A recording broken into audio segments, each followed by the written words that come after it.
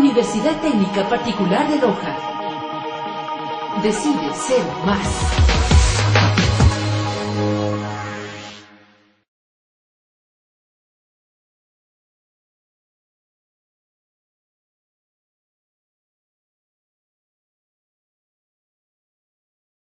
Un saludo muy cordial a todos ustedes, maestrantas y maestrantes, a este hermoso módulo de Derecho de la Integración y Comunitaria. Es para mí un altísimo honor saber de la valía, calidad humana y profesional de todos y cada uno de ustedes que se han inscrito en esta universidad, con ánimo de ir poco a poco viendo el fascinante mundo del derecho empresarial y dentro de esto, pues, escarbar los elementos fundamentales de la integración subregional andina. Es un lindo módulo, muy interesante y para mí realmente un privilegio compartir con la capacidad de todos ustedes. Este módulo es posible gracias a la vinculación que tengo con el Tribunal Andino de Justicia como magistrado y actualmente como presidente, a más de que la docencia universitaria ha estado permanentemente dentro de mi actividad profesional. Quisiera pasar a darles unas brevísimas indicaciones. El módulo consta de 7 capítulos. Una vez que terminemos cada uno de los capítulos, tenemos preparadas unas evaluaciones que es para que usted pueda irse dando cuenta el nivel de conocimientos, si ha logrado o no captarlos adecuadamente.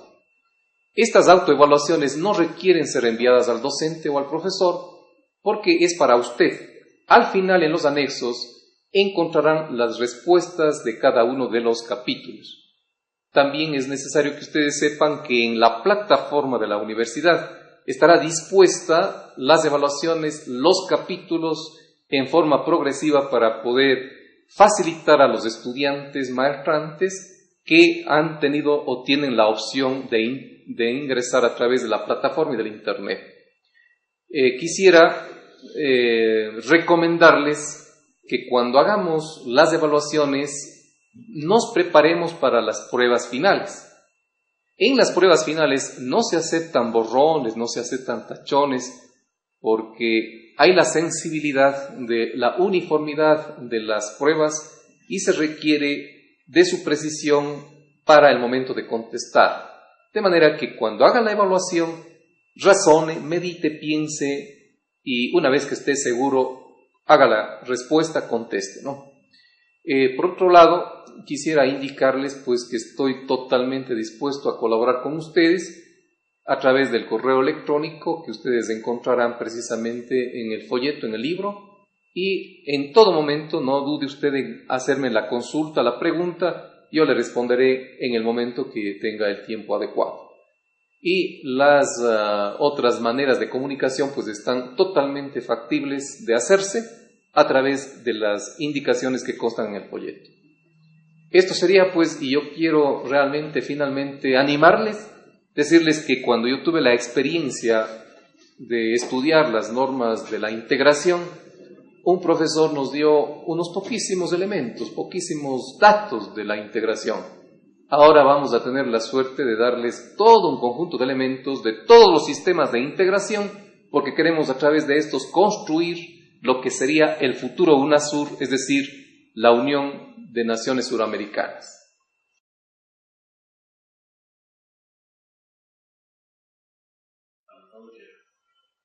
Ahora pasemos a tener una visión muy global y general de cada uno de los capítulos que integran el módulo.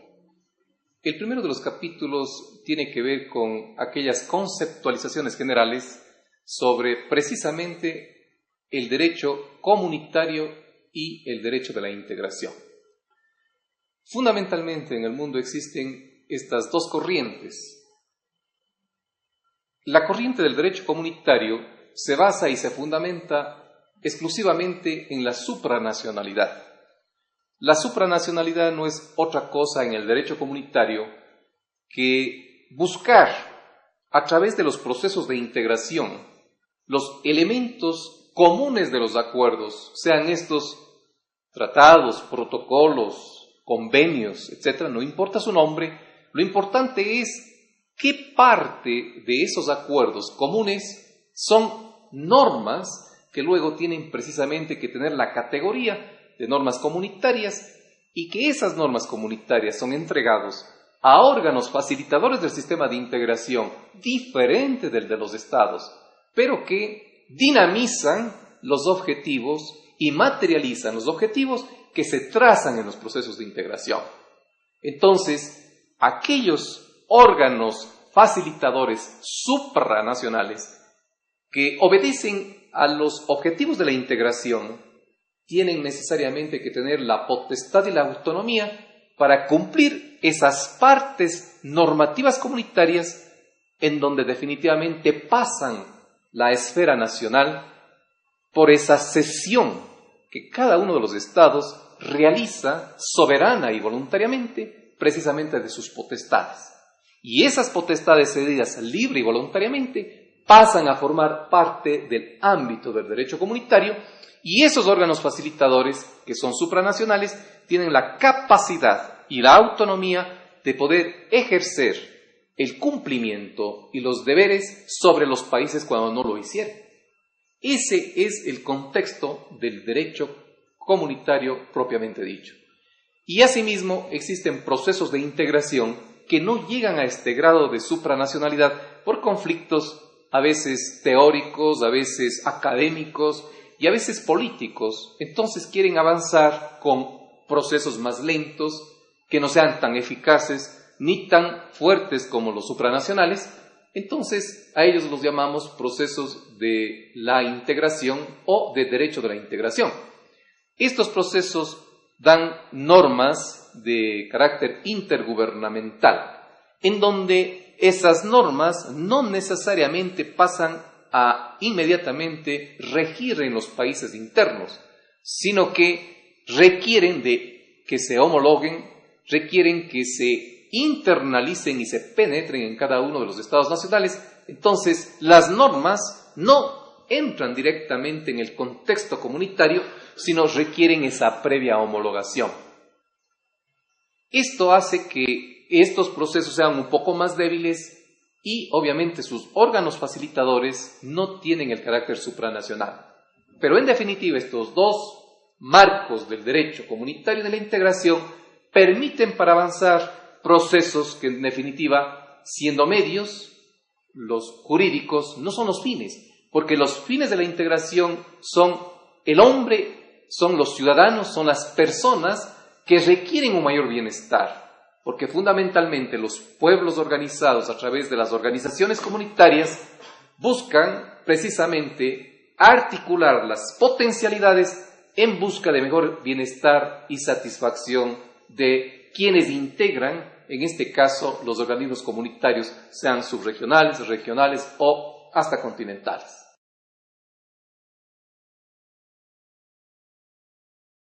Estimados maestrantes, el segundo capítulo nos dedicamos a analizar el proceso de integración más importante del mundo. Y tenemos que reconocer que la Comunidad Europea fue la que inició con mucho acierto por sus resultados, por sus cuentas en haber positivo, que en definitiva es la comunidad que debemos tener presente para poder observar como modelo, si es que fuese el caso, con las debidas restricciones para poder entender cómo deberíamos comprender y entender en un proceso suramericano. La Comunidad Europea, precisamente luego de las grandes guerras fratricidas, logró entender que tenía que llegar a consensos para acordar precisamente principios sólidos sobre los cuales puedan ir desapareciendo las rencillas y las guerras que les tenían permanentemente en zozobra. Y precisamente fue el Tratado Constitutivo de la Comunidad Europea del Carbón y del Acero, por allá por 1951, cuando nacen inicialmente los grandes procesos de integración. Los procesos fueron luego con los temas de la energía atómica, y también pues ya con el Tratado de la Unión Europea, mejorados y fortificados. Pero estos procesos entraron a darnos las primeras pautas de lo que hoy en día es el derecho de la integración, inicialmente cuando habían realmente normas intergubernamentales que se basaban en principios del derecho internacional, pero que luego por la evolución han caído ya en lo que hoy conocemos como el derecho comunitario. Entonces, pues, esta gran visión básica, esencial, de sus principales instituciones y de sus más importantes avances, los vamos a tener que ver en este segundo capítulo.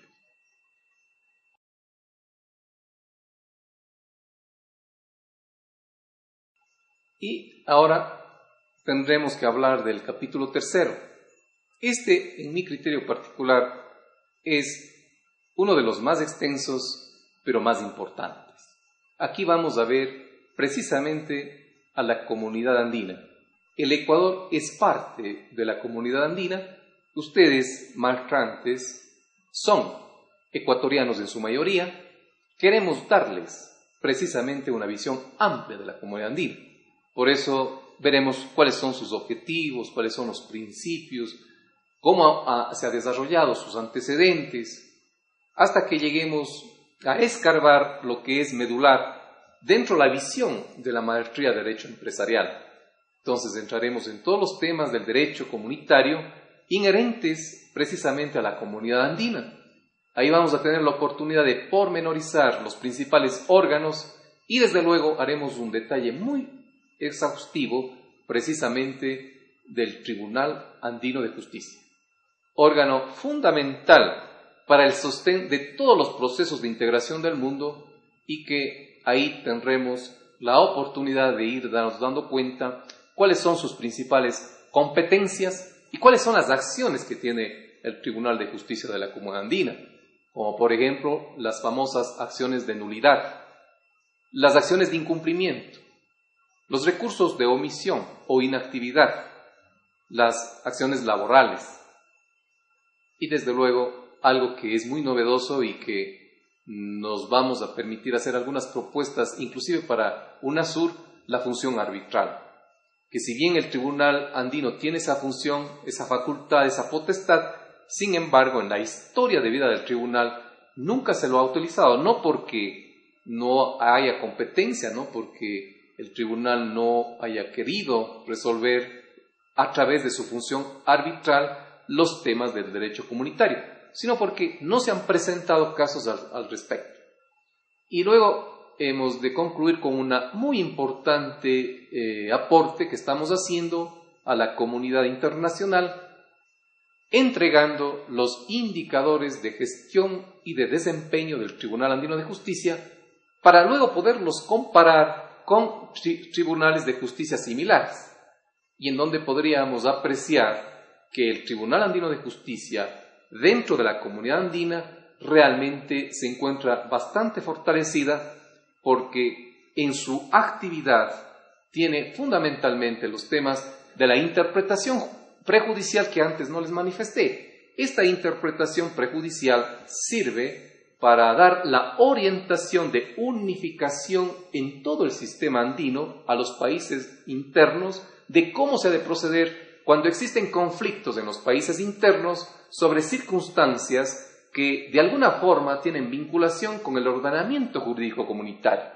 Y es el Tribunal de Justicia regional o comunitario el que yo tengo el honor de representar, el que debe dar las interpretaciones prejudiciales a esos jueces, a esas cortes de los países internos, para que en base precisamente de esa interpretación pueda el juez nacional interno resolver en derecho el caso específico en base del concepto de interpretación normativa unificada del derecho comunitario.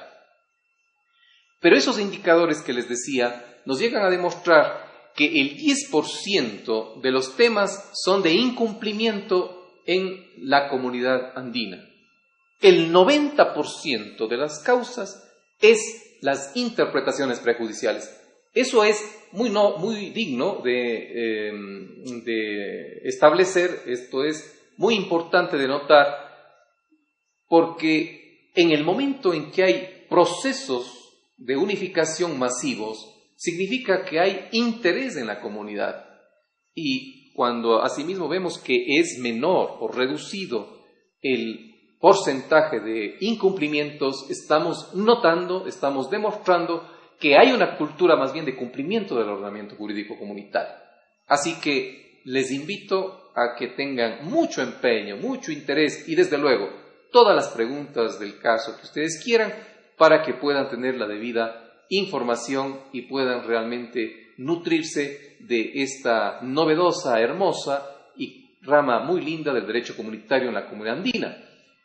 En esta oportunidad, nosotros, para que puedan tener elementos mayores de análisis, de investigación, les estamos adjuntando el anexo 2, 3 y 4, normas fundamentales de la integración comunitaria andina, como por ejemplo el Acuerdo de Cartagena, el Tratado de Creación del Tribunal Andino de Justicia y el Estatuto. De manera que con estas 3 normas fundamentales comunitarias, ustedes van a poder profundizar y ojalá podríamos tener ahí muchos temas de investigación de tesis para que puedan tranquilamente tomar estas inquietudes, estos elementos que vayan naciendo en el diálogo, en el proceso de enseñanza-aprendizaje, para que podamos aportar no solo a la comunidad andina, sino, como dije a un inicio, a la Unión de Naciones Suramericanas.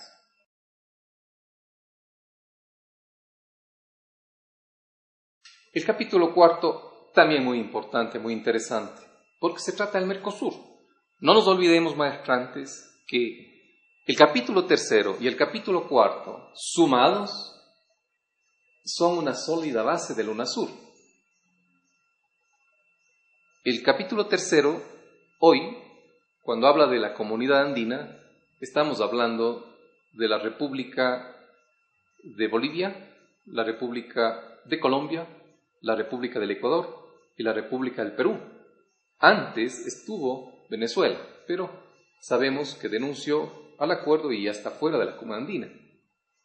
El Mercosur está integrado por 4 países: Argentina, Brasil, Uruguay y Paraguay. Si sumamos, estamos hablando de 8, el UNASUR tiene 12. Si le sumamos al asociado Chile, a Venezuela y a 2 países más que lamentablemente no tienen mucha integración, mucha relación, estamos con los 12. Entonces ustedes ven lo importante que es analizar la comunidad andina, el Mercosur, que serían prácticamente los procesos más significativos de Sudamérica. ¿Qué vamos a hacer con el capítulo 4 sobre el Mercosur? A estudiar los tratados constitutivos y fundacionales para ver cuáles han sido sus motivaciones, sus orígenes, sus principales objetivos, etcétera, etcétera, ¿no? Y claro, veremos cuáles son precisamente los órganos facilitadores de la integración mercosurreña, como lo llaman ellos, y después de eso, pues entraremos a establecer, a estudiar a fondo, si fuese el caso, el Tribunal Permanente de Revisión y los tribunales ad hoc del Mercosur, que fueron los que sirvieron y sirven para el tema de la solución de las controversias. Ahí hay cosas un poco novedosas, diferentes que la comunidad andina, que vale la pena analizarlas, como por ejemplo el tema de negociaciones directas entre las partes, que se asemeja un poco a los procesos de mediación de aquellas soluciones alternativas que están de moda hoy en día y que me parece interesante que reflexionemos sobre aquello. Pero en cambio, en las opiniones consultivas, como veremos, son facultativas. Esto hace que las opiniones consultivas, al ser facultativas, realmente es un saludo a la bandera, como se dice vulgarmente, o no dan la categoría jurídica adecuada para que haya una verdadera seguridad. Entonces, ahí tenemos unas debilidades. En el tema de los laudos, a través de los tribunales ad hoc y del Tribunal Permanente de Revisión, que es el que tiene la competencia para las opiniones consultivas, se tiene que ver que hay solamente una sola opinión consultiva en toda la historia y que no hay entonces una dinámica, porque entiendo, los que consultan dirán si es facultativa la resolución de la opinión, ¿para qué lo hacemos? Entonces, esa es la razón por la que hay una sola interpretación o opinión consultiva en toda la historia. En los temas de los laudos hay 13, como ya ustedes analizarán cuando tengan la suerte de estudiar este capítulo. Lo que se ve que tampoco hay una generación muy significativa, ¿no? Comparado, por ejemplo, con la Corte de Justicia Centroamericana, o comparado, por ejemplo, con la Comunidad Andina, que realmente es la que más procesos por año, en base a la historia de vida de cada uno de los tribunales, ha demostrado. Y ahí hay unos cuadros también muy interesantes que ustedes van a poder observar para ver los indicadores de desempeño de los tribunales ad hoc y permanente de revisión del Mercosur, comparados con las otras cortes, en este caso centroamericana y nuestro Tribunal de Justicia de la Comunidad Andina. Y luego, para finalizar, haremos precisamente una especie de relación del Mercosur con otros bloques de integración, como también con otros países, para que tengamos una visión completa. Para luego pasar precisamente a ver la integración centroamericana o el sistema de integración centroamericana, y ahí vamos a ver precisamente cuáles son asimismo los órganos del sistema. En el capítulo 5 veremos todos los indicadores asimismo y haremos, como en todos los capítulos, la autoevaluación.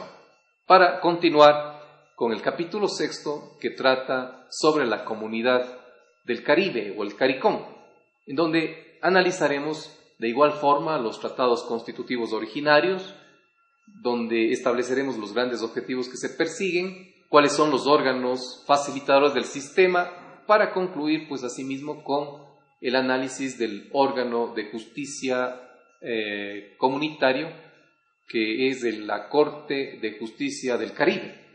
Entonces, pues de esa forma estaríamos concluyendo con lo que serían los análisis de todos estos sistemas que existen en Latinoamérica.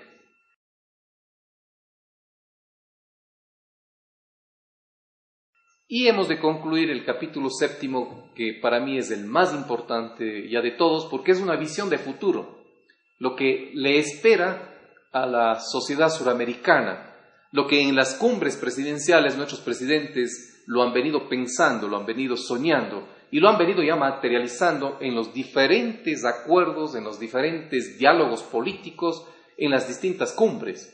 Y la última que se dio precisamente en la Isla Margarita, cuando se hizo esa reunión de la cumbre estratégica sobre el tema energético, ahí precisamente se decidió cambiar todo el proceso de desarrollo de la Comunidad Suramericana de Naciones a UNASUR, es decir, la Unión de Naciones Suramericanas.